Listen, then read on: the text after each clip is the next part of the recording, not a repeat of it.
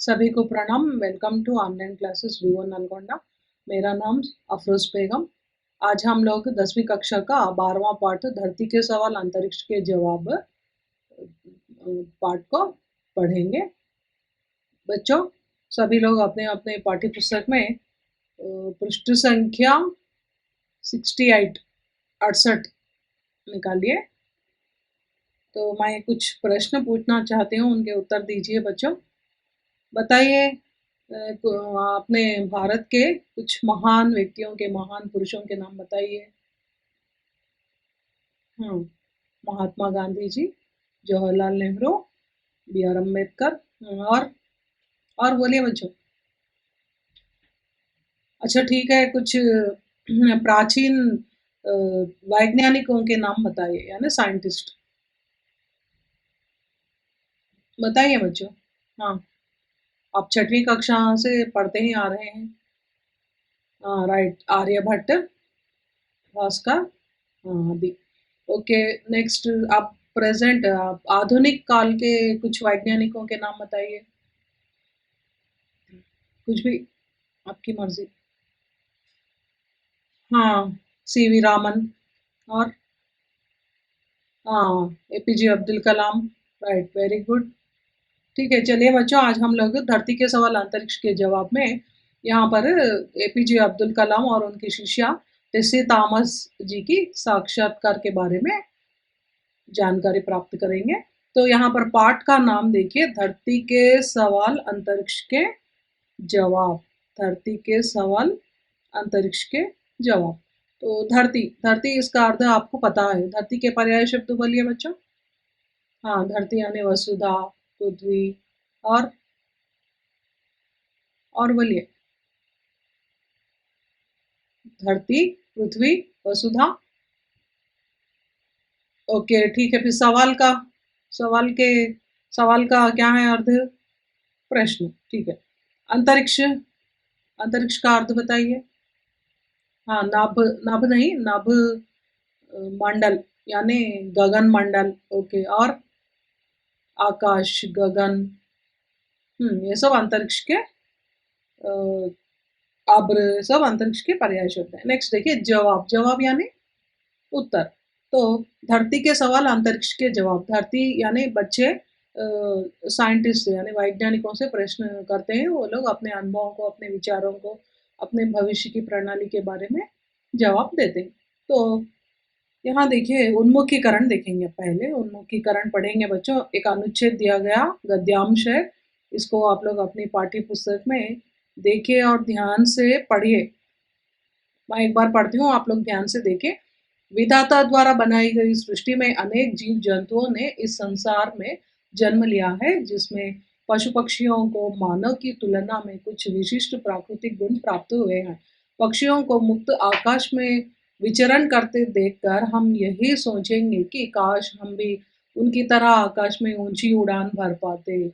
इसी आकांक्षा ने Wilbur Wilbur riot रॉइन right भाइयों को हवाई जहाज की खोज की प्रेरणा दी, और उन्होंने आकाश में उड़ने वाले हवाई जहाज का आविष्कार किया। समझ में आया बच्चों उसका अर्थ? विधाता द्वारा यानी भगवान द्वारा, భగవంతుని ద్వారా ఈ సృష్టిలో జన్మించిన జీవజంతువులైనా సరే, మనుషులైనా సరే, ప్రపంచంలో ఎంతో అభివృద్ధిని సాధించాయి. అయితే ఇక్కడ జంతువులు జన్మించాయి, మనుషులు జన్మించారు. కానీ వీళ్ళిద్దరికి డిఫరెన్స్ ఉంది. పశు పక్షిयों को మానవ్ से तुलना करें तो మనం పశు పక్షుల్ని మానవులతో పోలిస్తే అంత మనకి ఉన్నంత బుద్ధి బలము పశు పక్షియోంకో నహి హై. పశు పక్షులకు అంత బుద్ధి బలం, జ్ఞానం అనేది లేదు.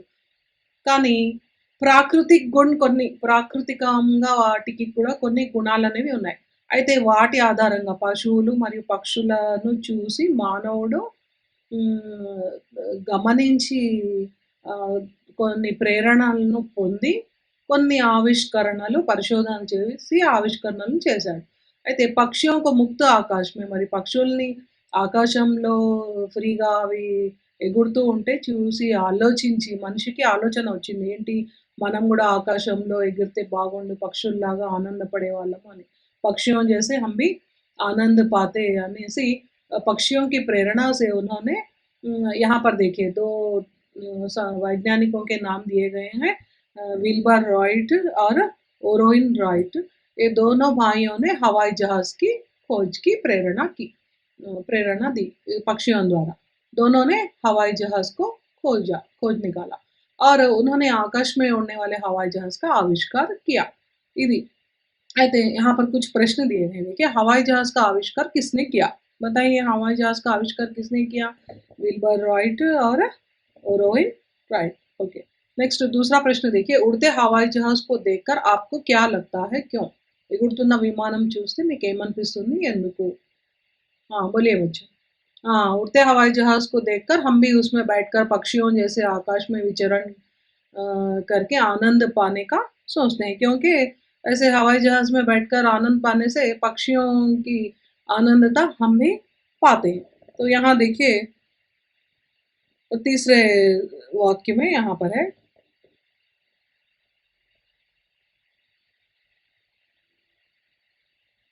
दूसरा प्रश्न,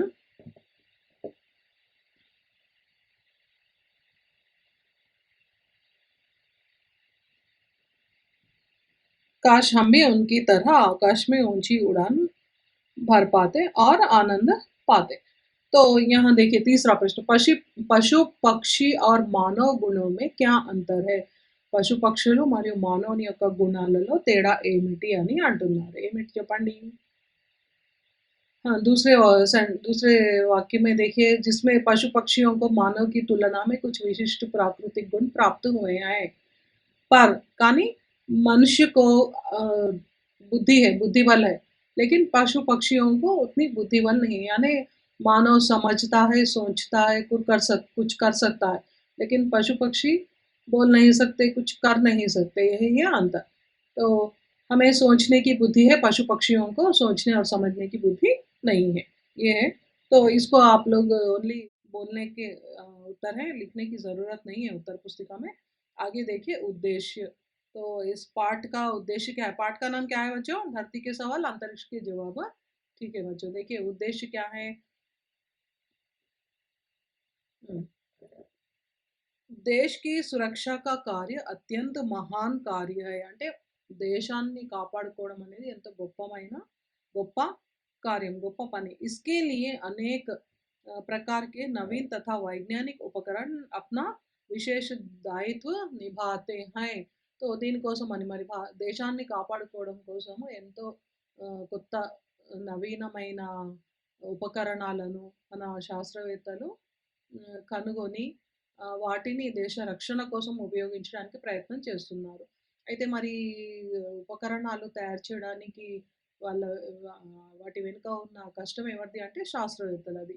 उन्हीं में कृत्रिम उपग्रह, रॉकेट, मिसाइल तथा रासायनिक वायु आदि का आविष्कार हुआ है। మరి దేశ రక్షణ కోసమని వైజ్ఞానిక శాస్త్రవేత్తలు తయారు చేసిన వాటిలో చెప్పుకోదగినవి కృత్రిమ ఉపగ్రహాలు, రాకెట్, మిసైల్ తథా రసాయనిక వాయువులు, ఇవన్నీ కూడా మంచి పనుల కోసం, అంటే ఇతరులకు హాని కల్పించకుండా ఓన్లీ దేశ రక్షణ కోసం మాత్రమే వీటిని వినియోగించాలి। इस पाठ के द्वारा छात्रों में देश की सुरक्षा, यहाँ पर इसके नीचे अंडरलाइन कीजिए, मुख्य उद्देश्य पाठ का छात्रों में देश की सुरक्षा की भावना जागृत कराना और उपकरणों का आविष्कार करने वाले वैज्ञानिकों की जानकारी देना इस पाठ का मुख्य उद्देश्य है। दो उद्देश्य, पहला क्या है? देश की सुरक्षा की भावना जागृत करना और देश की सुरक्षा के लिए विविध उपकरणों का आविष्कार करके करने वाले वैज्ञानिकों के बारे में उनकी जानकारी देना मुख्य उद्देश्य है। तो इससे क्या होता है, बच्चों को विज्ञान संबंधी विषय के बारे में अग्रसर करना और उनके मन में नए नए आविष्कार करने की प्रेरणा लाना इस पाठ का मुख्य उद्देश्य है। तो आगे देखिए विधा विशेष, इस पाठ की विधा है, प्रस्तुत विधा है साक्षात्कार। साक्षात्कार साक्षात्कार का अर्थ है मुलाकात। ములాఖాత్ మనం తెలుగులో ముఖాముఖి అని అంటాము, मुलाकात అన్న సాక్షాత్కారం అంటే ఒకటే। तो यहाँ देखिए प्रश्नोत्तर द्वारा की जाने वाली प्रक्रिया ही साक्षात्कार है। साक्षात्कार का अर्थ क्या है? प्रश्नोत्तर द्वारा किए जाने वाली ప్రక్రియ. అంటే ప్రశ్న, జవాబు. ప్రశ్నావళి తయారు చేసుకొని ఏదైతే టాపిక్ ఉందో, ఉద్దేశ్యం ఉందో దానికి సంబంధించిన ప్రశ్నలు తయారు చేసుకొని మనము జవాబుని ఈ ప్రక్రియ ద్వారా సేకరిస్తాం. ఇది ఇంటర్వ్యూ. దీన్నే ఇంటర్వ్యూ అని కూడా అంటారు. साक्षात्कार के लिए उद्देश्य युक्त प्रश्नावली का होना आवश्यक है.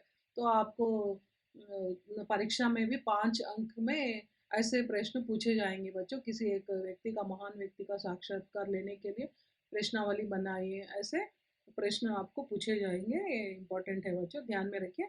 अब आगे देखिए, विषय प्रवेश में जाएंगे. जाने से पहले यहाँ पर देखिए पृष्ठ संख्या 68 के नीचे एक अच्छी बात लिखी गई है. విజ్ఞాన్ का अर्थ విశిష్ట జ్ఞాన్ है. అంటే విజ్ఞాన్, నాలెడ్జ్ అంటే ఏంటి? విశిష్టమైన జ్ఞానం. అంటే ఏదైనా ఒక విషయం గురించి మనము కూలంకుషంగా జ్ఞానాన్ని సంపాదించడమే విజ్ఞానం అన్నట్టు. ఇది नेक्स्ट देखिए, विषय प्रवेश. विषय प्रवेश में आज हमारे यहाँ, ध्यान से देखिए बच्चों, आज हमारे यहाँ जब भी अंतरिक्ष विज्ञान और मिसाइल की बात की जाती है तो सभी के मस्तिष्क में एक ही नाम गूंजता है, एपीजे अब्दुल कलाम.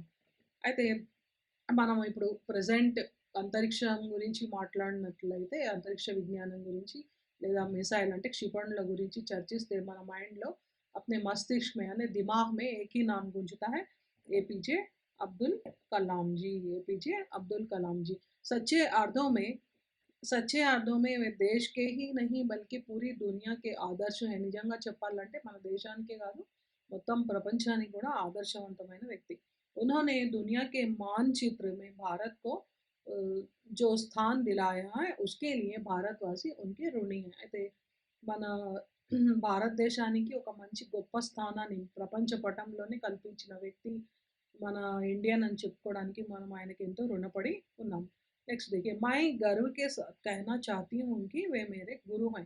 ये कौन कह रही हैं? आगे देखिए. इतने सुंदर विचार रखने वाली, विचार यानी ఆలోచనలు, ఇంత మంచి ఆలోచనలు కలిగిన భారత్కి ప్రథమ మిసైల్ ఉమన్, మన భారతదేశ ప్రథమ మొట్టమొదటి మహిళ మిసైల్ ఉమన్, తర్వాత ఏపీజే అబ్దుల్ कलाम की शिष्या टेसी थॉमस और उनके गुरु एपीजे अब्दुल कलाम के बारे में जानने के लिए आगे बढ़े. సో మనము ఇక్కడ సాక్షాత్కారంలో ఎవరెవరి గురించి ఎవరి ఇంటర్వ్యూని మనము తెలుసుకుంటున్నామంటే ఏపీజే అబ్దుల్ కలాం, తర్వాత टेसी थॉमस. वीलिदर टेसी थॉमस हमारे देश के प्रथम मिसाइल वुमन है. आगे देखिए, यहाँ देखिए आपको एक चित्र दिखाई दे रहा है ना, ये है हमारे पूर्व राष्ट्रपति. क्या नाम है इनका? एपीजे अब्दुल कलाम. तो इनके बारे में आपको पता ही होगा. मैं आपको इनके बारे में कुछ जानकारी दूंगी, आप लोग एक बार पढ़ लीजिए. मैं आपको ब्रीफली समझा दूंगी. ये हमारे पूर्व राष्ट्रपति हैं. इनका नाम है क्या है? अबुल फकीर जैनुलाबुद्दीन अब्दुल कलाम. शॉर्टकट में एपीजे अब्दुल कलाम అని అంటారు. అయితే इनका जन्म कहाँ हुआ? तमिलनाडु के रामेश्वरम में हुआ. कब हुआ? याद है बच्चों? आपको आइडिया है कुछ? अक्टूबर 1931 में, 15 अक्टूबर 1931 में इनका जन्म हुआ और मृत्यु हुई 2015 जुलाई 25 में इनकी मृत्यु हुई. तो एक ये बहुत गरीब घर के थे, निर्धन थे. अपने शहर में गली गली फिरकर समाचार पत्रिका बेचकर समाचार पत्रों का वितरण करके अपने पिता की सहायता करते थे. और धीरे धीरे इन्होंने अपनी शिक्षा पूर्ति की. और उनका लक्ष्य क्या था? इनके पिता एक नाविक थे, तो नाव कैसे बनाते हैं इसे सोचकर उन्होंने ये क्या बोलते हैं, मिसाइल यानी रॉकेट्स बनाने का सोचकर उन्होंने आगे बहुत से पढ़कर, आगे विद्याभ्यास कर इंजीनियर बने. पहले तो ये एक अच्छे वैज्ञानिक थे, उसके बाद हमारे राष्ट्रपति बने और इन्होंने कई पुरस्कार भी पाए, पद्म विभूषण, पद्म भूषण, भारत रत्न ऐसे पुरस्कार भी पाए हैं. तो इनके बारे में आपको अभी और जानकारी के लिए आप लोग अपने पाठशाला के ग्रंथालयों में पुस्तक रहेंगे, उन पुस्तकों को पढ़कर इनके बारे में और जानकारी प्राप्त कीजिए. यहाँ पर देखिए, तमिलनाडु के रामेश्वरम के गलियों में समाचार पत्र बेचने वाला एक निर्धन बालक एक दिन सुप्रसिद्ध वैज्ञानिक तथा भारत का राष्ट्रपति बनेगा, ऐसा किसी ने भी नहीं सोचा था। తమిళనాడు రామేశ్వరం के गलियों में यानी సందులలో సమాచార పత్ర న్యూస్ పేపర్ అమ్ముకుంటూ ఒక నిర్ధన్ అంటే ఏంటి? నిర్ధన్ का अर्थ क्या है? गरीब। गरीब निर्धन అంటే गरीब। इसका विलोम शब्द क्या है? अमीर। अमीर ये परीक्षा में पूछे जाएगा बच्चों, ध्यान में रखिए। एक సుప్రసిద్ధ ఒక గొప్ప వైజ్ఞానికుడు, ఒక సైంటిస్ట్ అవుతాడు, భారతదేశానికి రాష్ట్రపతి అవుతాడని ఎవరు కూడా కలలో ఊహించలేదు। किंतु किंतु उस गरीब बालक ने अपनी प्रतिभा, परिश्रम और लगन से यह सिद्ध कर दिखाया कि मनुष्य के लिए विश्व में कुछ भी असंभव नहीं है। కానీ ఇతను ఈ బాలుడు ఒక నిర్ధన్ బాలుడు తన ప్రతిభ, పరిశ్రమ మరియు ఇంట్రెస్ట్ లగన్‌తో ఏం చేశాడంటే నిరూపించాడు ప్రపంచంలో అసంభవం అనేది ఏదీ లేదు అని। मन में अगर चाह हो तो उसे राह अपने आप मिल जाती है। మనసులో अगर चाह है तो राह है అంటారు। చాహ్ అంటే ఏంటి? కోరిక. రాహ అంటే మార్గం। అంటే మనసుంటే మార్గం ఉంటుంది అంటారు గదా పెద్దవాళ్ళు అట్లా। तो अगर हमारे मन में चाह है तो ఏదైనా సాధించాలనే కోరిక ఉంటే మనం దాన్ని ఈజీగా దానికి మార్గం అనేది లభిస్తుంది। जी हाँ, यह बालक कोई और नहीं है बल्कि हमारे पूर्व राष्ट्रपति और मिसाइल मैन के नाम से जाने जाते हैं। प्रसिद्ध भारत रत्न अबुल फ़कीर ज़ैनुलाब्दीन अब्दुल कलाम है। तो इन्हें मिसाइल मैन भी कहा गया है। आगे देखिए, राष्ट्रपति कार्यालय के दौरान कुछ बालकों ने उनका साक्षात्कार लिया था, प्रस्तुत है उसी की कुछ झलकियाँ। ते राष्ट्रपति కార్యాలయంలో అంటే తాను రాష్ట్రపతిగా ఉన్నప్పుడు దౌరాన్ అంటే ఉస్ సిల్సిలే మే అప్పుడు ఆ సమయంలో కుచ్ బాలకోనే కొంతమంది పిల్లలు ఈయన యొక్క సాక్షాత్కారం అంటే నేను చెప్పిన అర్థం ఏంటి? సాక్షాత్కారం అంటే ముఖాముఖి, ములాఖాత్, ఇంటర్వ్యూ అని అంటారు। ఇంటర్వ్యూ తీసుకున్నారు। ఆ ఇంటర్వ్యూకి సంబంధించిన కొన్ని ప్రశ్నలు మనకు ఈ పాఠంలో ఇచ్చారు। ఒక్కొక్క ప్రశ్న గురించి మనం మాట్లాడదాము। Each question very very important है। तो आपको परीक्षा में 4 अंक के या 8 अंक के प्रश्न पूछे जाएंगे बच्चों, ध्यान में रखिए। आगे देखिए, पहला प्रश्न देखेंगे। बढ़ती जनसंख्या और अन्य कई प्रकार की सामाजिक समस्याएं हैं जो हमारे देश में किसी महामारी की तरह फैली हुई हैं। उनके बारे में जागरूकता लाने के लिए हम छात्र क्या कर सकते हैं? पहला क्या है क्वेश्चन? हाँ, जनसंख्या, बढ़ती जनसंख्या और సామాజిక సమస్యయే ఈ దేశమే మహమ్మారికి తర ఒక అంటువ్యాధిలాగా వ్యాపిస్తున్నాయి। మరి వీటిని ఎదుర్కోవడానికి ఒక స్టూడెంట్‌గా, విద్యార్థిగా మేము ఏం చేయాలి అని ఆ అబ్బాయి అడుగుతున్నాడు। तो अब्दुल कलाम क्या कहते हैं? इसका उत्तर देखेंगे। देखिए बच्चों, इसमें दो राय नहीं कि हमारे देश के सामने बढ़ती जनसंख्या और अन्य कई सामाजिक समस्याएं हैं। राय అంటే ఏంటి? అభిప్రాయం। राय का अर्थ है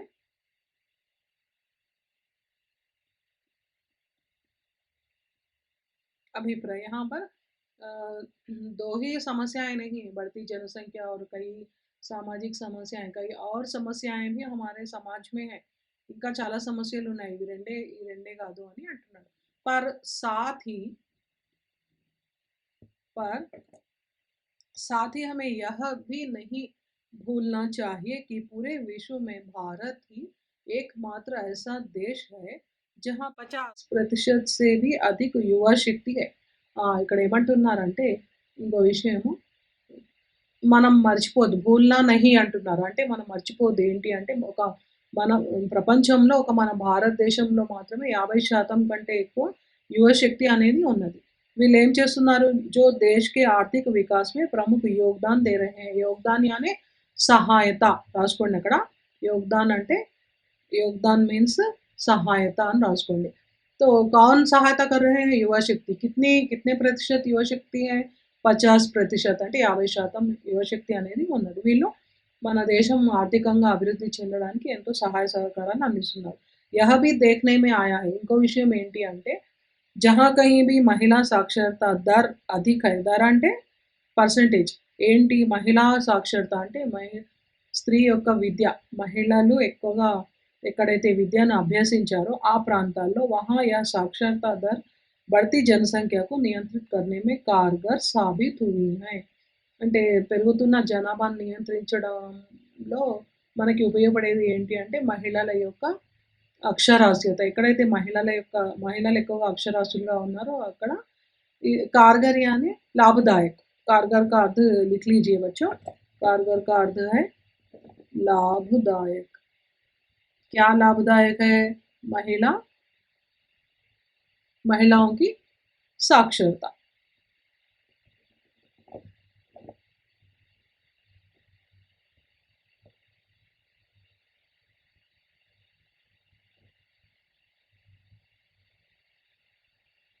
महिलाओं की साक्षरता जहाँ पर है वहाँ जनसंख्या बढ़ती नहीं जा रही है, नियंत्रण में है.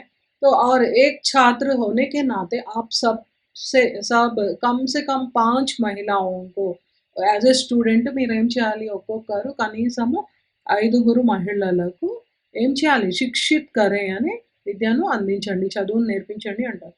జో పढ़ना लिखना नहीं जानती, ఎవరికైతే చదవడం రాయడం రాదో అలాంటి మహిళలకు మీరు చదువును నేర్పించండి, విద్యను అందించండి అని అంటున్నారు. ఎవరు? छात्र यानी आप लोग. तो कम से कम कितने महिलाओं को आप शिक्षित करना है? 5 महिलाओं को.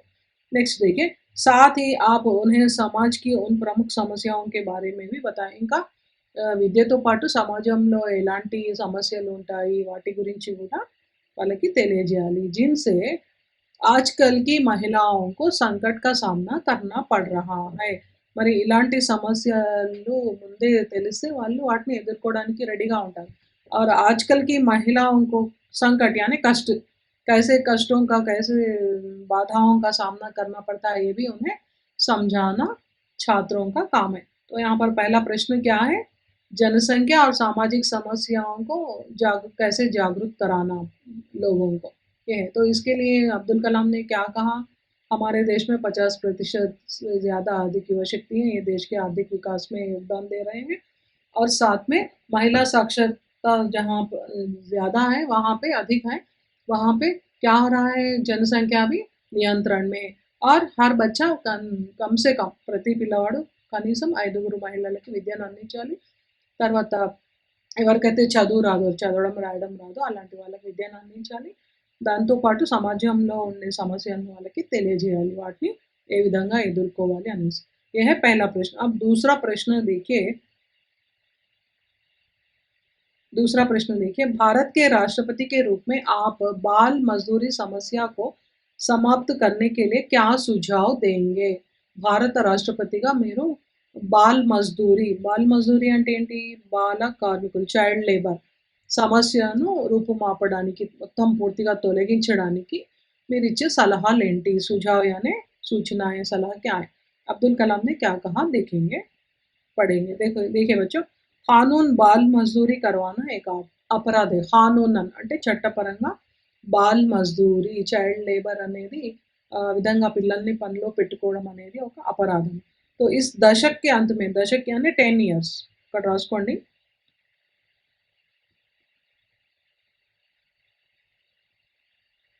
10 साल को एक दशक कहते हैं. तो ये आगे 10 साल में हम क्या करना है? हमें इसे जुड़े जड़ से, చూడండి, జడ్ యానే రూట్, కూకటి వేళ్ల నుంచి దీన్ని సమాప్తి అని తొలగించడానికి ప్రయాస్ కర్నా చాహియే అంటున్నారు. కూకటి వేళ్ల నుంచి మొత్తానికి దేన్ని? బాల్ మజూరీ, బాల కార్మిక సమస్యను మనము తొలగించాలి అనేసి అంటున్నారు. భారతీయ సంసద్ ने भी संविधान संशोधन अधिनियम 2002 के माध्यम से 6 से 14 वर्ष के बच्चों के लिए शिक्षा पाने के अधिकार को मौलिक अधिकार के रूप में घोषित कर दिया है. అయితే మన భారత ప్రభుత్వము भारतीय संसद అంటే पार्लियामेंट, जहाँ पर ప్రజాప్రతినిధి होते हैं उसको संसद यानी पार्लियामेंट అని అంటారు.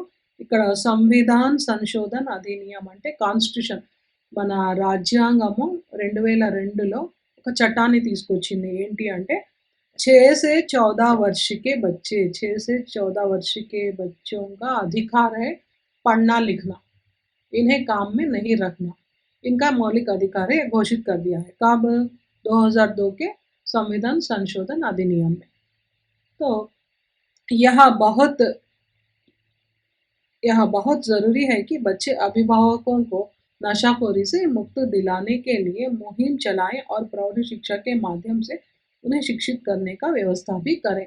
ఇంకా ఏంటి అంటే పిల్లలు వాళ్ళ తల్లిదండ్రులని మత్తుకు బానిస కాకుండా ఆహ్, వాళ్ళని మత్తు నుంచి బయటికి తీసుకురావడానికి కష్టపడాలి. పిల్లల బాధ్యత అని అంటున్నారు. ఇంకా ఏంటి నెక్స్ట్ ఐసీ సమస్య సే 3 अलग-अलग उपायों से निपटा जा सकता है. ఇట్లాంటి సమస్యలు మనం 3 వేర్వేరు ఉపాయాల ద్వారా వీటిని ఎదుర్కోగలము. బాల్ మజూరి అనే బాల కార్మిక వ్యవస్థను తొలగించగలము. ఆ సమస్యను ఎదుర్కోగలమని అంటున్నారు.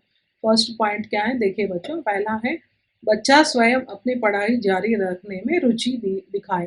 ఫస్ట్ పిల్లవాడు తాను నిర్ణయించుకోవాలి నేను ఎట్లా అయినా సరే చదవాలి అనే భావన అనే ఇంట్రెస్ట్ పిల్లల్లో రావాలి. పేరెంట్స్ చెప్తూ ఉంటారు మీరు పనికెళ్ళండి ఎలా అనేసి. కానీ మీరు ఒకవేళ పనికి వెళ్ళినా గూడా మీరు మీ చదువు గురించి గూడా ఆలోచించాలి గదా! అది మీ బాధ్యత. మీ ఫ్యూచర్, మీ భవిష్యత్తు గురించి మీకుండాలి బాధ్యత. కాబట్టి మీరు స్వయంగా నిర్ణయించుకోవాలి ఏంటి అంటే నేను చదువుకోవాలి. ఇది మెయిన్ ఫస్ట్ మీ ఆహ్, లక్ష్యం. నెక్స్ట్ दूसरा पॉइंट देखिए माता-पिता को शिक्षित करके తర్వాత పేరెంట్స్‌కి అనే తల్లిదండ్రులకి విద్యను అందించి అప్పుడే వాళ్ళకి విద్య యొక్క విలువ అనేది తెలుస్తుంది. నెక్స్ట్ तीसरा क्या है बच्चों से काम लेने वाले मालिकों में आत्मनियंत्रण की प्रवृत्ति का विकास करके ताकि उन बच्चों को अपने बच्चे जैसा समझें. ఎవరికైతే పనిలో పెట్టుకుంటున్నారో ఆ పిల్లల్ని తమ పిల్లల్లాగా చూసుకోవడం కోసము మాలికి అని యజమానుల ఆ భావనను తీసుకురావడం కోసం ఆత్మ నియంత్రణ ప్రవృత్తిని వికసింప చేయాలి. అప్పుడే మనం బాల కార్మిక వ్యవస్థను పూర్తిగా సమాజం నుంచి తొలగించగలము అని అంటున్నారు. అయితే ఇక్కడ यहाँ पर अब्दुल कलाम ने बाल मज़दूरी समस्या को समाप्त करने के लिए क्या-क्या सुझाव दिए हैं बताइए बच्चों? पहला है अपने संविधान का अधिनियम 6 से 14 वर्ष के बच्चों को शिक्षा उनकी मौलिक अधिकार है. नेक्स्ट दूसरा क्या है बच्चे अपने अभिभावकों को नशाखोरी से मुक्ति दिलाना. और क्या है माता-पिता को शिक्षित करना और बच्चों से काम लेने वाले मालिकों में आत्मनियंत्रण की भावना लेकर आना ताकि वे उन बच्चों को अपने बच्चे जैसा समझें. समझ में आया बच्चों? नेक्स्ट तीसरा प्रश्न देखिए वर्तमान में అంటే प्रेजेंट ఇప్పుడు भ्रष्टाचार सार्वजनिक जीवन में लगभग सभी स्तरों पर व्याप्त है. छात्र समुदाय सन 2020 तक भारत को भ्रष्टाचार से मुक्त कराने के लिए क्या-क्या कर सकते हैं? అయితే ప్రెజెంట్ జనరేషన్ ఇప్పుడు మనం చూసినట్లయితే భ్రష్టాచారి అని అవినీతి, కరప్షన్ అని గూడా అంటారు. భ్రష్టాచార్ కా అర్థ్ హై అవినీతి. ఈ అవినీతి అనేది మన సమాజంలో ఎక్కువగా కనిపిస్తుంది. అన్ని రంగాల్లో లగ్‌భగ్ సభీ స్తరోं पर అంటున్నారు. స్తర అంటే ప్రతి హర్ క్షేత్రమే ప్రతి ఫీల్డ్‌లో గూడా మనకి అవినీతి అనేది కనిపిస్తుంది. ఛాత్ర సముదాయాన్ని స్టూడెంట్స్ అందరూ కూడా 2020 వరకి అంటే 2020 వరకి భారత్‌కో భ్రష్టాచార్ సే ముక్త్ కరానా అవినీతి రహిత భారతదేశంగా మార్చడానికి ఏం చేయగలరు అనేసి ఇక్కడ ఈ అబ్బాయి అడుగుతున్నాడు. अब्दुल कलाम क्या कहते हैं देखेंगे उसका उत्तर. सार्वजनिक जीवन में भ्रष्टाचार उन्मूलन के लिए व्यापक आंदोलन की आवश्यकता है. అయితే స సమాజంలో అంటే సార్వజనిక జీవన్ అంటే ఏంది?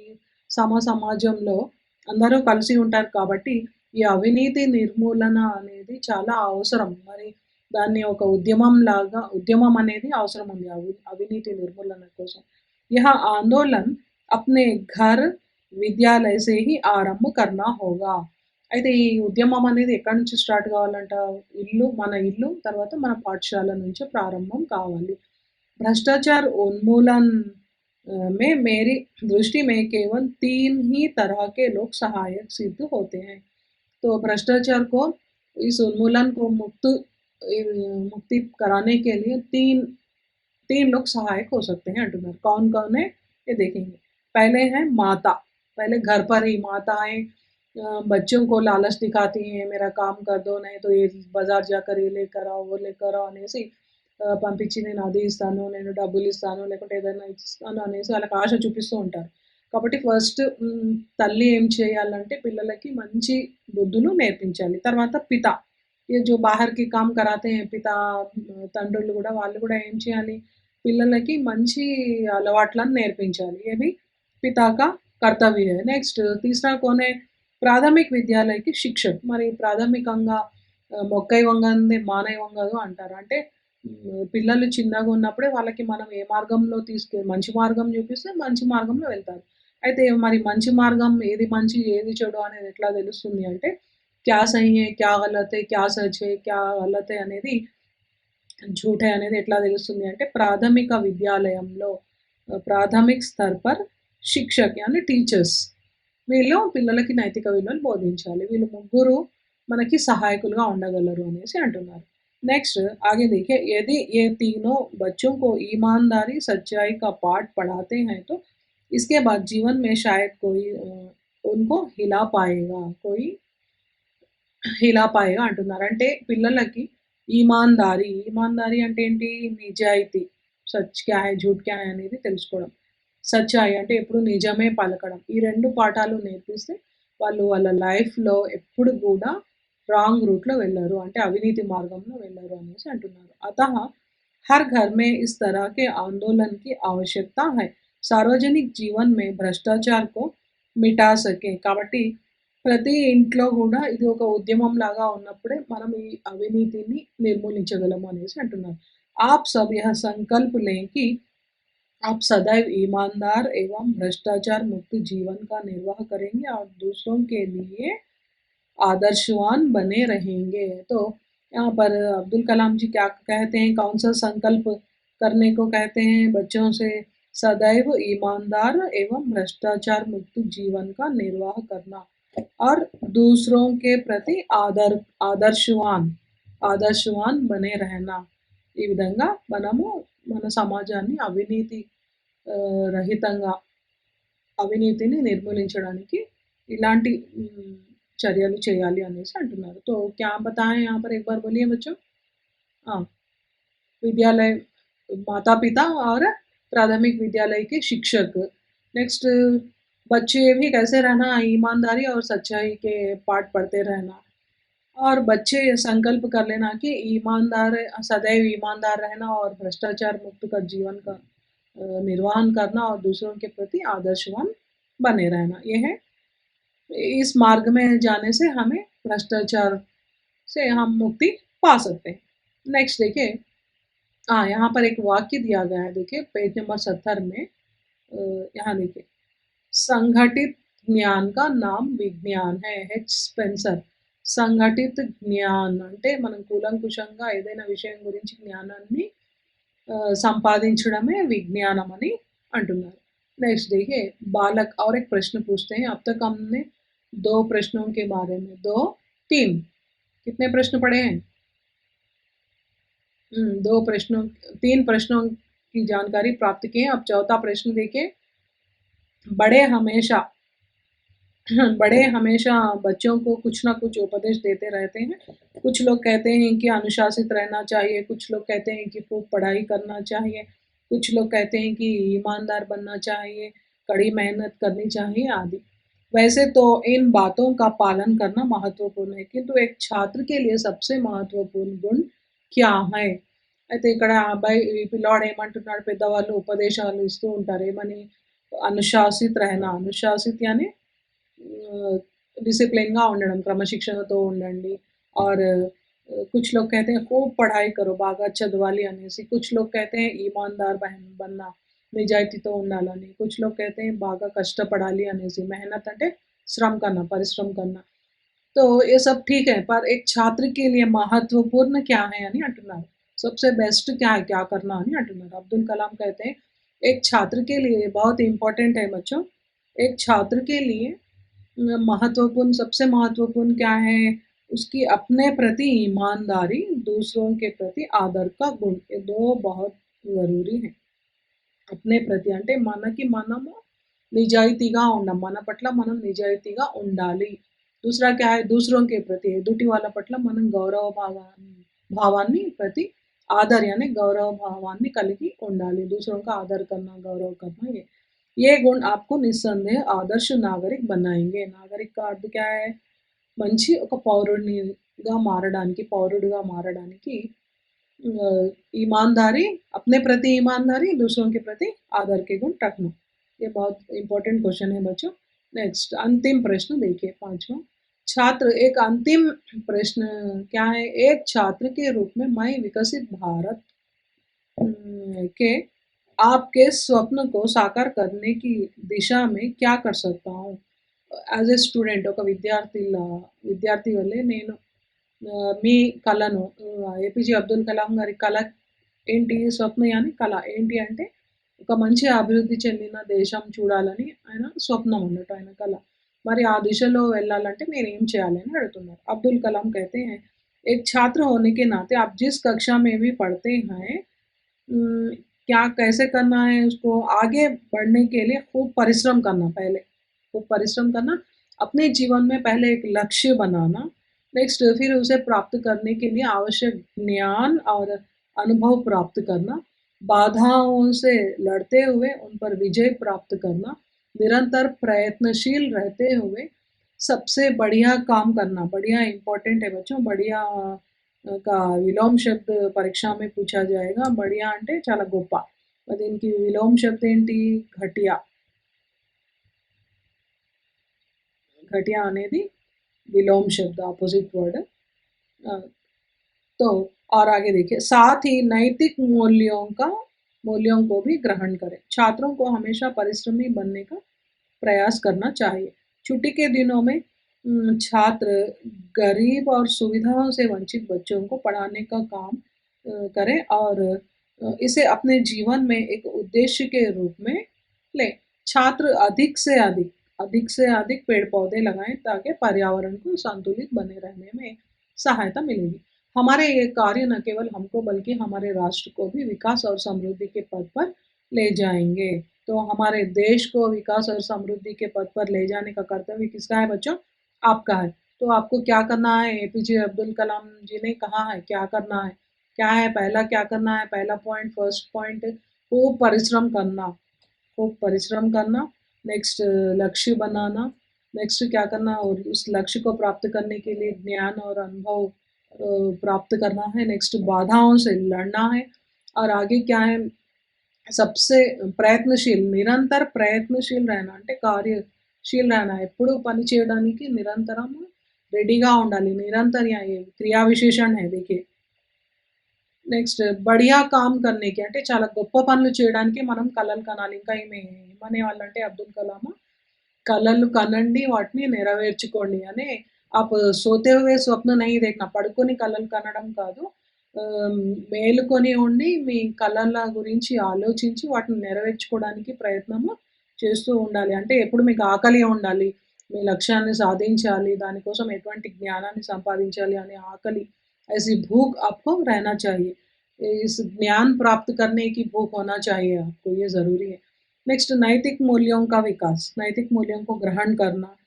और क्या करना है, एक छात्र का कर्तव्य क्या है, गरीब और సువిధాओं से वंचित, गरीब यानी బీద వాళ్ళు మరియు ఎలాంటి కనీస అవసరాలు లేని పిల్లలకు మీరేం చేయాలి, విద్యను అందించాలి, पढ़ाने का काम करना।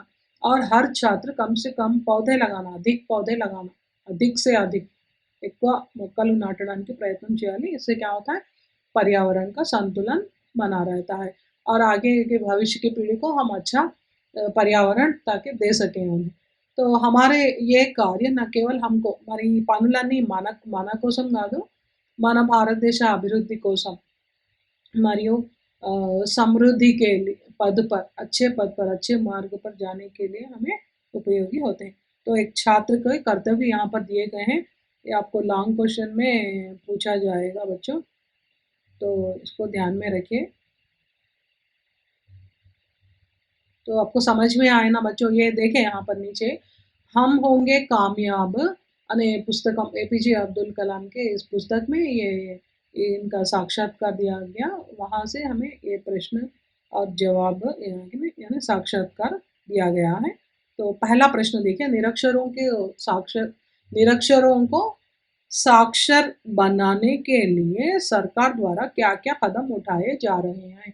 నిరక్షర అంటే నిరక్షరాస్యుల్ని అక్షరాస్యులుగా, అక్షరాస్యులుగా మార్చడం కోసం ప్రభుత్వము ఏమేం చేస్తుంది? ప్రభుత్వం చేసే సహాయ సహకారాలు ఏంటి? చెప్పండి। हमने दूसरे प्रश्न में इसके बारे में चर्चा किए थे। हाँ, हमारे 2002 में एक संविधान में एक अधिनियम लाए हैं क्या कहकर ఒక చట్టాన్ని తీసుకొచ్చారు 2002 ఏంటి 6 నుండి 14 సంవత్సరాల 6 से 14 वर्ष के बच्चे शिक्षा प्राप्त करना है उनका अधिकार है और क्या करना है अपने अभिभावकों को और अभिभावकों को नशाखोरी से दूर रखना इसके बारे में मुहिम चलाना और क्या है और बताइए प्रौढ़ शिक्षा केंद्र द्वारा उन्हें शिक्षा दिलाना और जो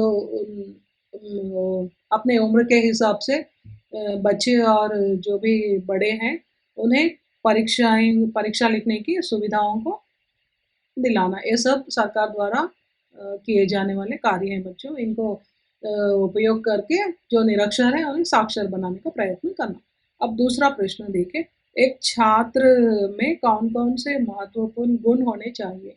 ఇప్పుడు మనం లాస్ట్ క్వెషన్‌లోనే చూసాము. కానీ ఇది చాలా ఇదేంటి భారతదేశం అభివృద్ధికి ఏ విధంగా అనేది. కానీ ఒక స్టూడెంట్‌కి ఉండవలసిన ముఖ్య గుణాలు నేను ఫోర్త్ క్వెషన్‌లో చెప్పాను. ఇక్కడ చూడండి यहाँ पर देखिए अपने प्रति ईमानदार रहना और दूसरों के प्रति आदर का गुण रहना. ये एक छात्र का सबसे महत्वपूर्ण गुण है. समझ में आया बच्चों? ठीक है, ओके अब हम आगे यहाँ पर देखिए यहाँ एक दिया गया है एक अच्छी बात है ज्ञान विज्ञान के बिना सृष्टि की కల్పన नहीं कर सकते జ్ఞాన్ విజ్ఞాన్ అంటే జ్ఞానము మరియు విజ్ఞానము అంటే సైన్స్కి సంబంధించిన విషయాలు లేకుంటే మనము సృష్టి యొక్క ఊహను సృష్టిని మనం ఊహించలేమని అంటున్నారు అంటే ఈ ప్రకృతిని మనము మనం ఏ విధంగా అయితే సుఖపడుతున్నామో వివిధ ఉపకరణాలు తయారు చేసుకోవడానికి మన పనులు సులువుగా జరగడానికి మనకి సృష్టి ఉపయోగపడుతుంది మరి సృష్టిని చూసే మానవుడు నేర్చుకున్నాడు అంటే మనం చెప్పుకున్నాం పశువులు పక్షుల ప్రేరణతో వైజ్ఞానిక శాస్త్రవేత్తలు ఎన్నో ఉపకరణాలు తయారు చేశారు అయితే కాబట్టి మనము ज्ञान మరియు विज्ञान के बिना सृष्टि की कल्पना नहीं कर सकते तो आगे देखेंगे बच्चों हम लोग अब्दुल कलाम के शिष्या के बारे में उनका नाम क्या है याद है आपको हाँ टेसी थॉमस के बारे में जानकारी प्राप्त करेंगे उनकी साक्षात्कार के बारे में देखेंगे धन्यवाद बच्चों नेक्स्ट दूसरे सत्र में मिलेंगे स्वागत है बच्चों अब हम लोग टेसी थॉमस जी की साक्षात्कार के बारे में पढ़ेंगे देखिए पृष्ठ संख्या 72 72 सभी लोग अपने पाठ्य पुस्तक निकाल लिए बच्चों चलिए बड़ी मुश्किल से मुझे टेसी थॉमस नाम के नीचे रेखांकित कीजिए टेसी थॉमस जी का साक्षात्कार करने का मौका मिला था मैं सुबह सुबह ही हैदराबाद के डिफेंस क्वार्टर्स में स्थित उनके घर पहुंच गई ఇక్కడ पहुंच गई అంటే ఒక అమ్మాయి ఈమె इंटरव्यू తీసుకుంది साक्षात्कार लिया क्या नाम है इनका टेसी थॉमस ये भी एक अच्छे वैज्ञानिक रहे हैं तो सुबह सुबह अर्ली మార్నింగ్ హైదరాబాద్లో ఉన్న డిఫెన్స్ క్వార్టర్స్ అంటే డిఆర్డిఓలో ఒక క్వార్టర్స్ ఉంటుంది వాళ్ళు ఉండడానికి ఏర్పాటు చేస్తారు అక్కడ తను ఉంటారు तो అక్కడికి వెళ్ళిందంట ఈ అమ్మాయి तो घर में देखा तो पुरस्कारों और सम्मानों का भंडार पड़ा था ఇంట్లో ఎక్కడ చూసినా కూడా అన్ని ఆమెకు వచ్చిన పురస్కారాలు సన్మానాలతో నిండి కనిపిస్తుంది కింటు ఇస్మే भी विशेष था हाथी वाला स्मारक కానీ వీటన్నిటిలో కూడా చాలా మంచిగా ఉన్నది ఏంటి అంటే ఏనుగు బొమ్మ ఉన్న స్మారక్ అంటే ఆమె యొక్క పురస్కారం तो उन्हें उनके इंजीनियरिंग की पढ़ाई के समय कॉलेज की ओर से दिया गया था మరి ఈ పురస్కారం ఎప్పుడు లభించింది అంటే ఆమె ఇంజనీరింగ్ చదివేటప్పుడు ఆమె కాలేజ్లో ఈ ఏనుగు బొమ్మని పురస్కారాన్ని ఇచ్చారు उनकी शिक्षा दीक्षा ये बहुत ही इम्पोर्टेंट है बच्चों टेसी थॉमस की शिक्षा दीक्षा कहाँ हुई अलप्पुझा में हुई अलप्पुझा और इनका जन्म भी अलप्पुझा में ही हुआ था रक्षा अनुसंधान और विज्ञान को पुरुषों का क्षेत्र माना जाता है అయితే ఈ రక్షణ అనుసంధాన రక్షణ పరిశోధన మరియు విజ్ఞానం అనే విషయాలు పురుషుల క్షేత్రంగానే భావిస్తారు కానీ टेसी थॉमस जी ने अपने मेहनत लगन और दृढ़ निश्चय से इस क्षेत्र में मेहनत की కానీ ఈమె ఏం చేసింది పురుషుల క్షేత్రమైనా సరే ఈమె కూడా చాలా కష్టపడి ఇంట్రెస్ట్తో దృఢ నిశ్చయంతో ఈ క్షేత్రంలో చాలా శ్రమను అందించింది. ఒక మంచి साइंटिस्टగా वैज्ञानिक के रूप में इन्होंने अपना कर्तव्य निभाया। तो निरंतर श्रम से टेसी थॉमस जी रक्षा अनुसंधान और विकास संगठन डीआरडीओ के अग्नि 5 कार्यक्रम की निदेशक बन गई। यहाँ पर देखिए क्या है यहाँ रक्षा अनुसंधान और विकास संगठन అంటున్నారు. డిఆర్డిఓ అంటే defence research and development organisation ఇది. ఇది హైదరాబాద్‌లో ఉంది. ఇక్కడ అగ్ని 5 అనే కార్యక్రమానికి ఈమె నిదేశక్ అంటే మార్గదర్శకురాలిగా అంటే డైరెక్టర్‌గా ఈమె మిషన్‌లో పాల్గొన్నది. उन्होंने देश के किसी मिसाइल प्रोजेक्ट की పహలీ మహిళా ప్రముఖ్ बनने का गौरव प्राप्त किया। అయితే ఈమె మన భారతదేశంలోనే ఈ మిసైల్ ప్రాజెక్ట్ క్షిపణి ప్రాజెక్టులో పాల్గొన్న మొట్టమొదటి మహిళగా గౌరవాన్ని పొందింది. చలిए उन्हीं से उनके बारे में जानते हैं। మనము ఈమెతో డైరెక్ట్‌గా కలిసి చర్చిద్దాము ఆమె గురించి మాట్లాడదాం అనేసి ఈ అమ్మాయి అంటుంది. పహలా ప్రశ్న देखिए అమ్మాయి అడుగుతుంది ఏమని? आप अपने ఆరంభిక జీవన్ के बारे में क्या बता सकती हैं? మీ ప్రారంభ జీవితం గురించి మీరేం చెప్తారు అని అడిగింది. टेसी जी कहते हैं मुझे बचपन से ही कुछ अलग करने की चाहत थी। ఇక్కడ చూడండి हमने अब्दुल कलाम जी के पाठ में पढ़ा था जहाँ चाह है वहाँ राह है। ఈ అమ్మాయికి కూడా ఈమెకి కూడా బచ్‌పన్ से బాల్యం నుంచే అందరికంటే డిఫరెంట్‌గా చేయాలనే ఆలోచన ఉండేది. मैं अंतरिक्ष के सपने देखती थी। टेसी थॉमस जी कौन से सपने देखती थी? అంతరిక్ష కే సప్నే ఖగోళంలో వెళ్ళాలి ఏమేమున్నాయి తెలుసుకోవాలి అనే కలలు కనేది. यही कारण रहा है कि मैंने गणित और विज्ञान के विषय को अपने तन मन में बसा लिया। ఈ కారణంతోనే ఏం చేసింది గణిత్ और విజ్ఞాన్ విషయం को తన్ మన్ మే అంటే బాగా వాటిని తెలుసుకోవడానికి కూలంకుషంగా తన్ మన్ సే उसमें ज्ञान प्राप्त किया। इसमें मेरी పాఠశాల మరి ఈమెకి సహకారాన్ని అందించింది ఎవరు అంటే తను చదువుకున్న పాఠశాల అయిన అలప్పుజ మరియు అక్కడ ఉన్న अध्यापकों का टीचर्स का योगदान सहायता से इन्होंने अपने सपने को साकार किया। अध्यापकों के सहयोग और सच्ची लगन से सफलता की बुलंदियों को प्राप्त किया जा सकता है। तो बच्चे अपने अध्यापकों की सहायता से और सच्ची लगन అంటే पहले हमें पढ़ने की चाह होना चाहिए, इंटरेस्ट होना चाहिए, तभी हम सफलता की बुलंदियाँ यानी ऊंचाई, बुलंदी का अर्थ क्या है? ऊंचाई।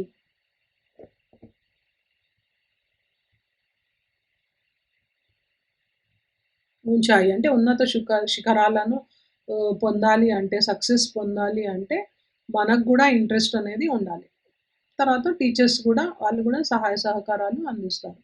तो ये यहाँ पर देखिए टेसी तामा जी को बचपन से ही अंतरिक्ष देखने के सपने सपने थे और कुछ अलग करने का विचार था और गणित और विज्ञान संबंधी विषय को जानने की कोशिश की। तो इसके लिए उनकी पाठशाला अलपूजा के अध्यापक भी योगदान दिए हैं। तो इस तरह इन्होंने अपनी सफलता की बुलंदियों को छुआ है।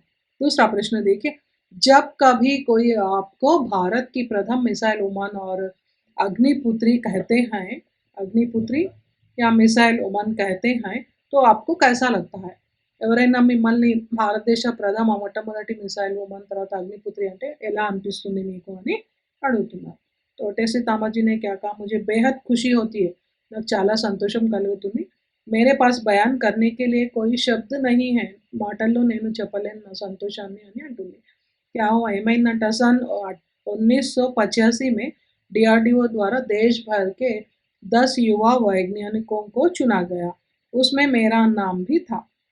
అయితే 1985లో డిఆర్డిఓలో మన దేశంలో ఉన్న వైజ్ఞానికుల్లో 10 మందిని సెలెక్ట్ చేసుకున్నారు. అందులో ఈమె పేరు కూడా ఉంది. ఉస్ దిన్ మేరీ ఖుషియోं की कोई सीमा नहीं थी.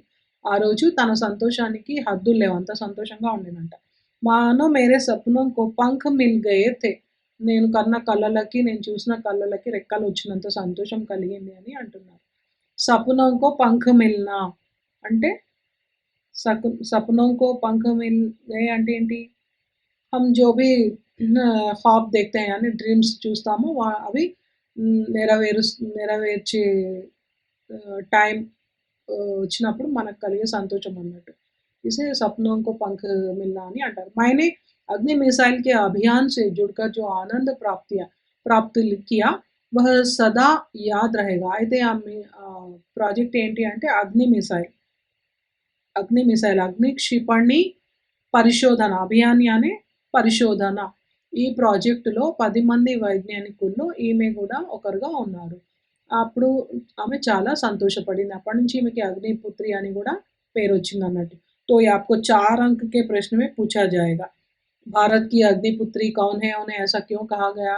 या मिसाइल वुमन कौन है? मिसाइल वुमन क्यों कहा गया? ఈ విధంగా మీకు 4 मार्क्स क्वेश्चन 4 अंक के प्रश्न पूछे जाएंगे बच्चों, इंपॉर्टेंट है. आगे देखिए, आप अपना ఆదర్శ కిసే మాంతి हैं? మీకు ఎవరు ఆదర్శవంతులు అని అంటున్నారు. టీచర్స్ ఉంటారు కానీ ఇంకా మీ లైఫ్‌లో ఎవరు చాలా అనేసి. तो यहाँ देखिए इनका उत्तर. आज हमारे यहाँ जब भी अंतरिक्ष विज्ञान और मिसाइल की बात की जाती है तो सभी के मस्तिष्क में एक ही नाम गूंज उठता है. किसका नाम बच्चों बोलिए? हाँ, एपीजे अब्दुल कलाम. सच्चे अर्थों में वे देश के ही नहीं बल्कि पूरी दुनिया के आदर्श हैं. तो ऐसा कौन कहा ऐसा? टेसी థామస్ जी ने कहा. నిజంగా చెప్పాలంటే ఏపీజే అబ్దుల్ కలాం మన భారతదేశానికి కాదు మొత్తం ప్రపంచానికి కూడా ఆదర్శవంతులు అని అంటున్నారు. उन्होंने दुनिया के मानचित्र में भारत को जो स्थान दिलाया है उसके लिए भारतवासी उनके ऋणी हैं. तो ఈయన ఏపీజే అబ్దుల్ కలాం గారు ప్రపంచ పటంలో భారతదేశానికి ఏదైతే స్థానాన్ని చేకూర్చారో మన భారతీయులు ఆయనకు రుణపడి ఉన్నారు అని అంటున్నారు. मैं गर्व के साथ कहना चाहती हूँ कि वे मेरे गुरु हैं. కాబట్టి నేను చాలా గర్వంగా చెప్పుకుంటున్నాను ఏంటి అంటే ఏపీజే అబ్దుల్ కలాం గారు నా గురువు అని. डीआरडीओ में टेसी థామస్ ఏపీజే అబ్దుల్ కలాం के नेतृत्व में काम कर चुकी हैं. అయితే ఏపీజే అబ్దుల్ కలాం గారి నేతృత్వంలో ఈమె డీఆర్డీఓలో పనిచేసింది. तो उन्होंने मुझे ప్రేరణ की అగ్ని పంఖ్ दिए. తనకి ప్రేరణని ఇచ్చింది ఎవరు అంట? ఏపీజే అబ్దుల్ కలాం. అగ్ని రెక్కలు ఇచ్చింది ఎవరు అంటే అంటే తాను కన్న కలలకి ప్రేరణను కల్పించింది ఎవరు? ఏపీజే అబ్దుల్ కలాం. वे महान थे, महान हैं, महान रहेंगे. ఆయన ఎప్పటికీ కూడా గుర్తుండిపోతారు. గొప్పవాళ్ళుగా ఉంటారు. నెక్స్ట్ ఫ్యూచర్‌లో కూడా అందరూ గుర్తు చేసుకుంటారు అనేసి అంటుంది टेसी థామస్. उनकी नेतृत्व क्षमता बेमिसाल है. बेमिसाल का अर्थ क्या है? సాటి లేనిది, అద్వితీయ రాసుకోండి. अद्वितीय. और इसमें बेमिसाल में उपसर्ग क्या है पूछा जाएगा बच्चों. उपसर्ग क्या है? मिसाल निकाल दीजिए और जो आगे का अक्षर है या शब्द है वह उपसर्ग कहलाएगा. नेक्स्ट, उन्हें मैं अपना ఆదర్శ మాన్నే में गर्व अनुभव करती हूँ. కాబట్టి ఏపీజే అబ్దుల్ కలాం గారు నాకు ఆదర్శవంతులు అని చెప్పుకోవడానికి నేను ఎంతో గర్వపడుతున్నాను అని అంటుంది. नेक्स्ट देखिए, लास्ट अंतिम प्रश्न ये बहुत इंपॉर्टेंट है बच्चों. बच्चों को आप क्या सुझाव देना चाहती हैं? 4 अंक के प्रश्नों में पूछा जाएगा. बच्चों से मैं यही कहना चाहती हूँ कि वो जो भी पढ़े ध्यान से पढ़े. फर्स्ट మీరు ఏది చదివినా కూడా ध्यान से यानी కాన్సంట్రేషన్‌తో చదవాలి. मेहनत करें और लक्ष्य प्राप्त करने तक रुके नहीं. బాగా కష్టపడాలి. మీ లక్ష్యాన్ని పొందే వరకు మీరు ఆగొద్దు. जो उन्हें पसंद है उसमें अपना जी जान लगा दें. మీకు ఏదైతే ఇష్టమో అది సాధించడానికి మీ ప్రాణం కంటే ఎక్కువగా మీరు పోరాటం చేసి ప్రాణం కంటే కూడా ఎక్కువ ఇష్టంగా లక్ష్యాన్ని పొందడానికి ప్రయత్నం చేయాలి అని అంటున్నారు. తర్వాత కమర్ కస్కర్ తయారీ కరే. కమర్ కస్కర్ అంటే నడుం బిగించి అని खूब मेहनत करके. कमर कसकर అంటే मेहनत कर कर तैयारी करना. ये मुहावरा है बच्चों, ये बहुत ही इम्पोर्टेंट है. आपको परीक्षा में इसका अर्थ पूछा जाएगा या वाक्य प्रयोग पूछा जाएगा. कमर कसकर అంటే खूब मेहनत कर कर इंटरेस्ट से. तो हम परीक्षा की तैयारी कमर कसकर कर रहे हैं, ऐसे वाक्य प्रयोग करना चाहिए. నెక్స్ట్, సఫలత आवश्यक उनके కదం చూమేగి. అప్పుడే మనము సఫలతను పొందుతాము. కదం చూమేగి అంటే మన కాళ్ళ దగ్గరికి సక్సెస్ అనేది వస్తుంది. అంటే మనం దాన్ని కదం చుమ్నా అంటే మనం దాన్ని సాధించగలము అనేసి ఇక్కడ అర్థం. तो ये बच्चों को उनके सुझाव क्या है? बच्चे जो भी पढ़ें ध्यान से पढ़ें और मेहनत करें, लक्ष्य प्राप्त करने तक रुके नहीं. उन्हें जो पसंद है उसमें जी जान लगा दें. ये पॉइंट्स रायाలి. अब यहाँ पर प्रश्न दिए गए हैं देखिए. बच्चों के लिए టెస్సీ తామజ్జీ का संदेश क्या है? మనం ఇప్పుడు లాస్ట్ క్వెషన్‌లో डिस्कस చేసాము. ఇది రాయండి.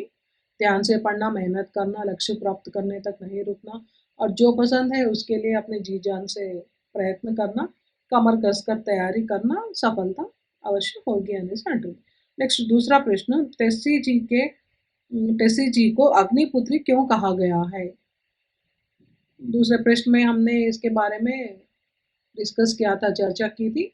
ध्यान में है ना बच्चों? अग्नि मिसाइल अभियान में इन्होंने काम किया था। 10 वैज्ञानिकों में भारत की एक प्रथम महिला वैज्ञानिक थी, इसीलिए इन्हें क्या कहते हैं? अग्निपुत्री कहते हैं। ठीक है बच्चों, आपको समझ में आ गया है ना? तो हमें इन वैज्ञानिकों से क्या प्रेरणा मिलती है? इनके అనుభవం, इनके విచారం అంటే ఈయన యొక్క వీళ్ళ ఆలోచనలు, వీళ్ళ అనుభవాలు మరియు వీళ్ళ ఫ్యూచర్ ప్లాన్స్ అంటే దేశ అభివృద్ధి కోసం వీళ్ళ ప్రణాళికలేంటి? ఇవన్నీ కూడా మనము ఈ సాక్షాత్కార్‌లో నేర్చుకున్నాం. మరి మీరు కూడా అలాంటి ఆలోచనలు, అట్లాంటి భావాలని మీ మనసులో తీసుకురావాలి. మరి విజ్ఞానం సంబంధించిన, సైన్స్ సంబంధించిన విషయాల్లో आप लोग अग्रसर रहना అంటే ముందు ఉండడానికి ప్రయత్నం చేయాలి. తర్వాత ఫ్యూచర్‌లో भविष्य में आप लोग भी अच्छे मतलब పరిశోధన करने के ఆగే रहने का ప్రయత్న करना. మీరు కూడా మంచి ఆవిష్కరణలు చేసి మంచి పేరును తెచ్చుకోవడానికి ప్రయత్నం చేయాలి పిల్లలు. ఓకే. अब हम लोग आगे के सत्र में अधिग्रहिता प्रतिक्रिया, अभिव्यक्ति, सृजनात्मकता और भाषा की बात के बारे में चर्चा करेंगे. आप लोगों ने उत्तर पुस्तिका में लिखना बच्चों. ठीक है, अब नेक्स्ट तीसरे सत्र में मिलेंगे. धन्यवाद बच्चों. स्वागत है बच्चों. आज हम लोग धरती के सवाल अंतरिक्ष के जवाब पाठ के प्रश्नों के बारे में चर्चा करेंगे. सबसे पहले अर्धग्राह्यता प्रतिक्रिया इसमें आ भाग में देखें प्रश्नों के उत्तर दीजिए अंటున్నారు. इसको आपको उत्तर पुस्तिका में लिखना है. पहला प्रश्न, एपीजे अब्दुल कलाम जैसे कुछ और महापुरुषों के नाम बताइए.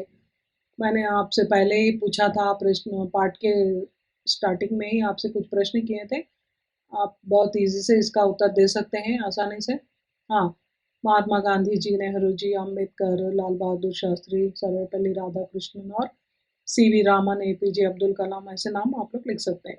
दूसरा प्रश्न, एपीजे अब्दुल कलाम और टेसी थॉमस में आपको सबसे अच्छी बात कौन सी लगी और क्यों? వీళ్ళిద్దరిలో మీకు ఏ విషయం మంచిగా అనిపించింది, ఎందుకు? बोलिए बच्चों.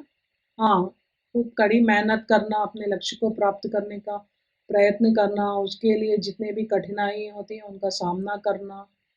क्यों क्यों अच्छी लगी? क्योंकि उन्होंने अपने जीवन में जो सपने देखे थे उसको प्राप्त किया, सफलता प्राप्त की. ठीक है, हाँ, वैसा ही लिखिए. आप लोग भी ऐसे ही करने का प्रयत्न कीजिए. आ भाग देखिए, पाठ पढ़िए, अभ्यास कार्य कीजिए. पहला प्रश्न है, एपीजे अब्दुल कलाम का साक्षात्कार किसने लिया? बच्चों ने लिया. टेसी थॉमस का साक्षात्कार किसने लिया? इंडिया टुडे साप्ताहिक पत्रिका की एक लड़की ने उनका साक्षात्कार लिया. तीसरा प्रश्न, एपीजे अब्दुल कलाम ने बाल मजदूरी को समाप्त करने के लिए क्या-क्या उपाय बताए? एपीजे अब्दुल कलाम ने क्या-क्या उपाय बताए? बच्चों बताइए, बाल मजदूरी को मिटाने के लिए. माता पिता और जो काम में बच्चों को लेते हैं मालिक, उनको आत्मनियंत्रण की भावना लाना और 6 से 14 वर्ष के बच्चों को पढ़ाई का अधिकार है और जो पढ़ाई नहीं करते उन्हें उम्र के हिसाब से परीक्षाएं लिखवाना, ये सब इसमें लिख सकते हैं बच्चों. नेक्स्ट, और आगे देखिए, टेसी थॉमस की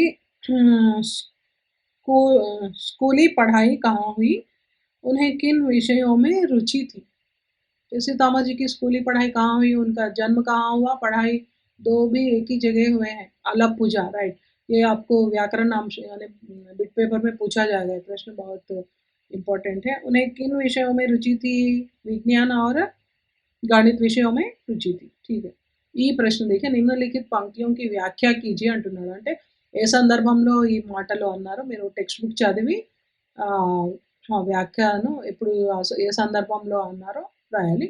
सार्वजनिक जीवन में भ्रष्टाचार उन्मूलन के लिए व्यापक आंदोलन की आवश्यकता है. అయితే భ్రష్టాచార ఉన్మూలన అంటే అవినీతిని నిరోధించడానికి, నిర్మూలించడానికి దీన్ని సమాజంలో ఒక ఉద్యమం తీసుకురావాలి అనేసి అబ్దుల్ కలాం గారు అంటారు. అది రాయండి. నెక్స్ట్ दूसरा देखिए सच्चे अर्थों में वे देश के ही नहीं बल्कि पूरी दुनिया के आदर्श हैं. ऐसा कौन कौन कहे?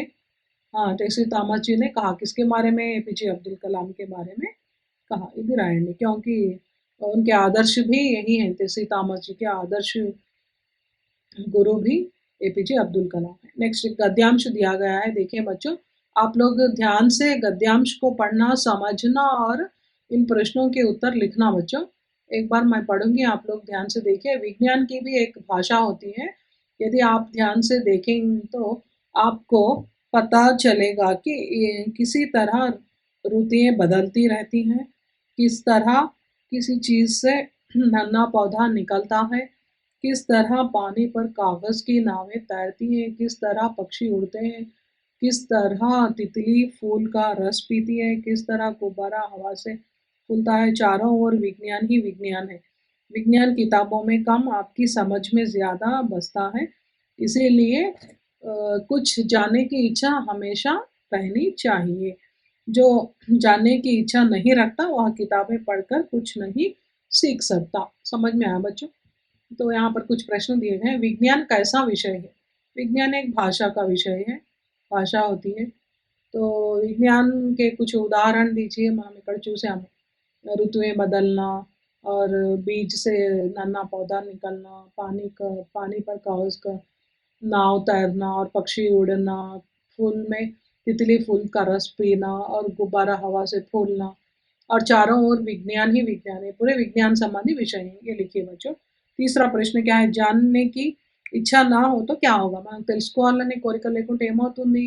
మనం ఏది నేర్చుకోలేం. हम कुछ भी नहीं सीख सकते. ఇక్కడ నుంచి చూడండి, ఇది రాయండి. नेक्स्ट अभिव्यक्ति सृजनात्मकता. यहाँ पर आ भाग में इन प्रश्नों के उत्तर 3-4 पंक्तियों में लिखे अंటున్నాడు. అంటే 4 మార్క్స్ क्वेश्चन की क्वेश्चन సో అడగొచ్చు. कलाम के विचार में आदर्श छात्र के गुण क्या है? మనం చెప్పుకున్నాం. మీకు స్మాల్ క్వశ్చన్స్లో కూడా ఇవాల్యుయేషన్లో టెక్స్ట్ బుక్ మధ్యలో లెసన్ మధ్యలో వచ్చింది. अच्छे आदर्श छात्र के गुण क्या है? अपने प्रति ईमानदार से रहना और दूसरों के प्रति क्या रखना? गौरव भाव रखना, आदर करना. दूसरा प्रश्न, टेसी थॉमस के जीवन में हमें क्या संदेश मिलता है? हम जो लक्ष्य प्राप्त करना चाहते हैं उसमें खूब मेहनत करना, लक्ष्य प्राप्त करने तक नहीं रुकना और उसके लिए जी जान से प्रयत्न करना. ये सब लिखिए. नेक्स्ट आ भाग इन प्रश्नों के उत्तर 8-10 पंक्तियों में लिखे अंటున్నాడు. पहला प्रश्न, अच्छे नागरिक बनने के लिए कौन से गुण होने चाहिए? ఒక మంచి పౌరుడిగా మారాలంటే ఎలాంటి గుణాలు ఉండాలి? ఇలాంటి గుణాలు ఉన్న పౌరులే దేశాన్ని అభివృద్ధి చేయగలరు అని అంటారు. మనం డిస్కస్ చేసాము. మీరు లెసన్ చదివి దీని ఆన్సర్ రాయండి. ఓకే, ठीक है. दूसरा प्रश्न देखिए, टेसी थॉमस अब्दुल कलाम को अपना आदर्श क्यों मानती हैं? टेसी థామస్ ఎందుకు ఏపీజే అబ్దుల్ కలాంని ఆదర్శవంతంగా అనుకుంటుందో మీరు లెసన్లో ఉంది, చదివితే మీకు తెలుస్తుంది. ఒకవేళ తెలియకుంటే అడగండి, నేను చెప్తా. ఓకే. किसी एक साक्षात्कार को उचित शीर्षक देते हुए निबंध के रूप में लिखिए. ఎవరైనా ఒకరి ఇంటర్వ్యూని, సాక్షాత్కారం అంటే ముఖాముఖిని టైటిల్ పెట్టేసి ఒక నిబంధ రూపంలో రాయమంటున్నారు. సాక్షాత్కారం అంటే ప్రశ్న అన్ని తయారు చేసి మనం అడుగుతాం, అట్లా కాకుండా निबंध ఒక व्यास రూపంలో రాయమంటున్నారు. नेक्स्ट ई सेकंड ई दूसरा ई देखिए, एपीजे अब्दुल कलाम के विचार आदर्श योग्य हैं. इन विचारों को अमल में लाने के लिए आप क्या करेंगे? మరి ఏపీజే అబ్దుల్ కలాం గారి ఆలోచనలు ఎంతో ఆదర్శయోగ్యమైనవి. మరి ఈయన యొక్క ఆలోచనలు అమలు పరచడానికి ఒక స్టూడెంట్గా మీరు ఏం చేస్తారో రాయండి.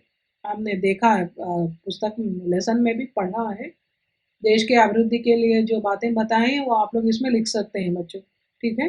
आगे देखिए भाषा की बात. कोष्टक में दी गई सूचना पढ़े उनके अनुसार कीजिए अंటున్నాడు. पहला क्या है? प्रतिभा, परिश्रम, छात्र, शिक्षा, इनके पर्याय शब्द लिखिए. प्रतिभा यानी क्या है? निपुणता लिख सकते हैं आप लोग, बुद्धि भी लिख सकते हैं. नेक्स्ट परिश्रम यानी श्रम, मेहनत. छात्र అంటే विद्यार्थी, शिष्य. शिक्षा, शिक्षा का अर्थ क्या है? अभ्यास प्राप्त करना, विद्या प्राप्त करना. तो ये पर्याय शब्द। नेक्स्ट संभव, संभव का विलोम शब्द क्या है? असंभव। संभव यानी असंभव। ज्ञान यानी अज्ञान। तो बढ़िया, बढ़िया का विलोम शब्द क्या है? घटिया, घटिया। साकार, साकार का विलोम शब्द क्या है? निराकार। ये मुझे। नेक्स्ट छात्रा, छुट्टी, पौधा, बातें। बात वचन बदल कर लिखना। छात्र, छात्र का वचन बदलने पर क्या होता है? छात्राएं, छात्राएं। छुट्टी,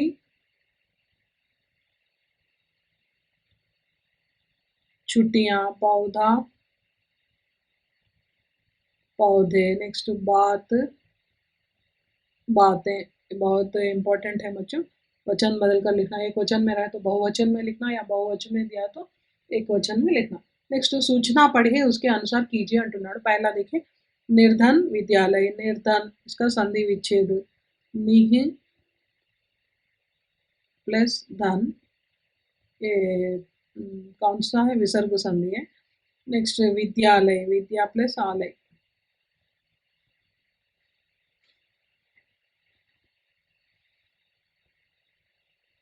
नेक्स्ट सुबह शाम, युवा शक्ति। समास पहचानिए अंटोनाड। सुबह और शाम, ये द्वंद्व समास है। द्वंद्व,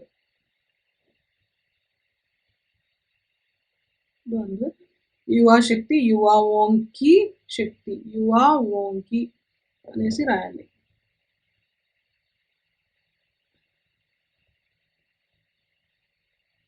की शक्ति, ये तत्पुरुष समास है। नेक्स्ट रेखा के शब्दों पर ध्यान दीजिए और इन्हें पहचानिए, समझिए अंटोनाड। राष्ट्रपति कार्यालय के दौरान कुछ बालकों ने उनका साक्षात्कार लिया था। राष्ट्रपति कार्यालय, इसको संधि विच्छेद कीजिए। कार्य प्लस आलय होता है।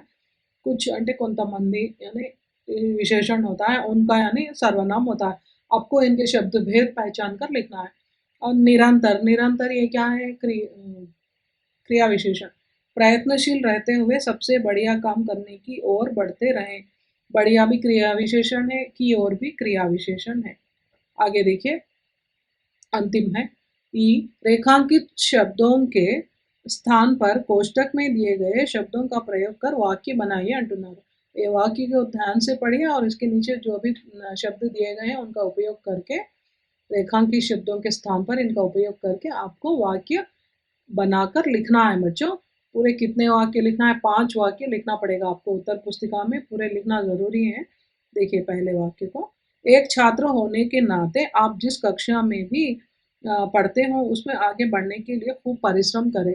तो यहाँ पर छात्र, कक्षा के स्थान पर इन शब्दों का उपयोग करके लिखिए। पहला देखिए, नागरिक, देश। 2 शब्द हैं। एक नागरिक होने के नाते आप जिस देश में भी रहते हो, पढ़ते हो नहीं, यहाँ पर रहते हो राशि, उसमें आगे बढ़ने के लिए खूब परिश्रम करें हमें राय। नेक्स्ट दूसरा वाक्य, एक खिलाड़ी होने के नाते आप जिस खेल में भी खेलते हो उसमें आगे बढ़ने के लिए खूब परिश्रम करें। तीसरा देखिए, एक कलाकार होने के नाते आप जिस कला में भी हो उसमें आगे बढ़ने के लिए खूब परिश्रम करें। अंतिम, एक परीक्षार्थी होने के नाते आप जिस परीक्षा में भी पढ़ते हो उसमें आगे बढ़ने के लिए खूब परिश्रम करें। ఈ విధంగా రాయాలి। अंतिम परियोजना कार्य, किसी एक वैज्ञानिक के बारे में जानकारी संकलित कीजिए अंటున్నాడు। ఏదైనా ఒక శాస్త్రవేత్త గురించి, एक साइंटिस्ट के बारे में जानकारी प्राप्त कर कर आपको अपने प्रोजेक्ट वर्क नोट्स में लिखना है बच्चों। इससे आपको उनके अनुभवों के बारे में, उनके विचारों के बारे में आपको ज्ञान प्राप्त होगा। नीचे देखिए अब्दुल कलाम जी क्या कहते हैं, एक बार देखेंगे।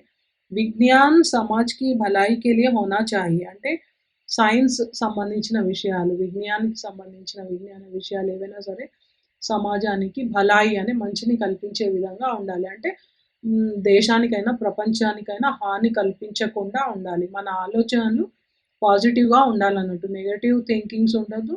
నెగెటివ్‌గా మనము ఎటువంటి అడుగులు వేయొద్దు। అంటే విజ్ఞానం సంబంధించి ఎక్కువ తెలివిని ప్రదర్శించకుండా మానవులకి, పశు-పక్షులకి ఉపయోగపడే విధంగా మనం प्रयत्न చేయాలి.